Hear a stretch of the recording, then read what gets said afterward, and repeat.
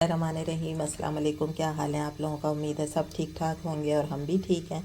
और मैंने कहा कि जब बोर हो जाए ना कि सालन खा खा कर, तो फिर थोड़ी सी कोई डिफरेंट चीज़ बनानी चाहिए। तो आज मैं बना रही हूँ एक मज़ेदार चटपटी सी आप लोगों के लिए चटनी। कहने को चटनी है लेकिन एज ए सालन भी आप उसको यूज़ कर सकती हैं। ठीक है, इसके लिए मैंने 5 से 6 टमाटर लिए हैं, उनको बीच में से कट करके पैन में ऑयल डाला है और इसको मैं इस तरीके से इस पर रख दूँगी उल्टा करके। ठीक है, जब ये नरम हो जाएंगे तो हम इसका छिलका रिमूव करेंगे पहले और फिर उसके बाद इसके अगले स्टेप करेंगे। ये मैंने ले लिए थे तकरीबन 6 टमाटर और 7 से 8 कलियाँ मैं डालूँगी इसमें, ये लहसुन के जगह। अच्छा, और 6 से 7 में इसमें डाल दूँगी हरी मिर्ची। ठीक है, इसी तरह साबुत डाल देंगे। बस अब मैं इसको ढक दूँगी 3 से 4 मिनट। बस ये देखें स्टीम में ना ये सारे इसके नरम हो जाएंगे टमाटर, तो फिर हम रिमूव कर देंगे इसके छिलकों। ये अब इसको तकरीबन मैंने 5 मिनट हल्की आंच पे रख दिया था। ठीक है, ताकि सारी चीज़ें नरम हो जाएं। अब नरम हो गई हैं, अब हम क्या करेंगे, रिमूव कर देते हैं इसके। देखिए कितने आराम से हट जाते हैं छिलके, ये सब निकाल दें। ठीक है,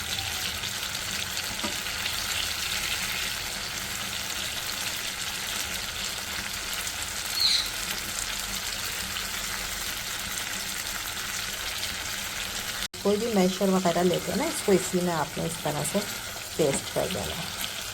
इसको बिल्कुल भी कोई पीसने वगैरह की ज़रूरत नहीं होती है।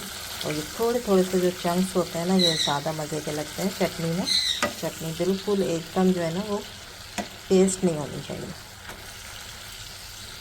अच्छा, अगर जिनके पास ये नहीं है मैशर तो वो चमचे से भी कर सकते हैं, क्योंकि सारी चीज़ें फुल नरम हुई हुई हैं। देखें कितने आराम से ये सारी चीज़ें घुल गई हैं इसके अंदर। तो आप चमचे से भी कर सकती हैं, मैशर से भी कर सकती हैं। ठीक है, ये सारी चीज़ों को मैं अच्छे तरीके से मिक्स करती हूँ पहले।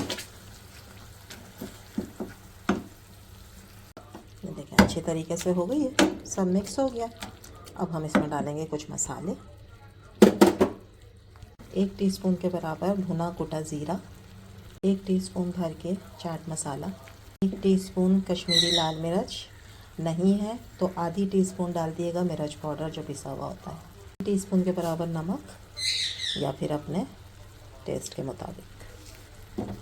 ठीक है, सारी चीज़ों को करेंगे मिक्स।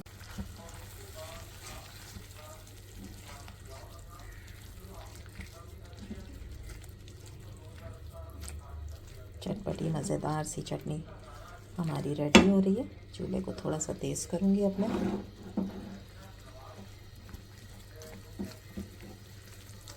अब इसको मज़ीद मज़ेदार करने के लिए 2 चीज़ें मैं इसमें और डालूँगी। ये देखें ऐसे चमचे से भी कर सकते हैं। ठीक है,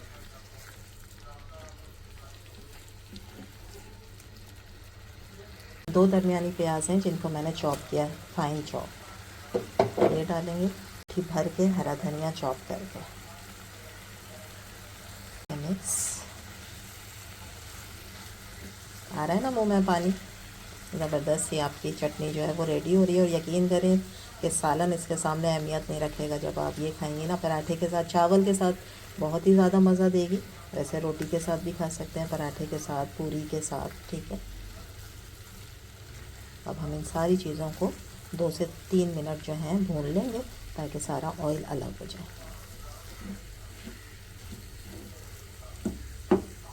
ऑयल सारा अलग हो गया। ठीक है, ये अच्छी तरह भून गई है। टमाटर का सारा पानी जो है वो ख़त्म हो गया, प्याज का पानी ख़त्म हो गया। जब ये इस तरह अच्छी तरह भून जाएगी तो फाइनल हम एक चीज़ डालेंगे इसके अंदर, लेमन जूस। ठीक है, ये पूरा आधा लेमन जूस, बड़ा था मेरे पास तो पूरा आधा, अगर छोटा है तो पूरा 1 नींबू जो है वो आपने इसके ऊपर छिड़क देना। ठीक है, चटनी हमारी हो गई है रेडी। इसको करते हैं डिश आउट।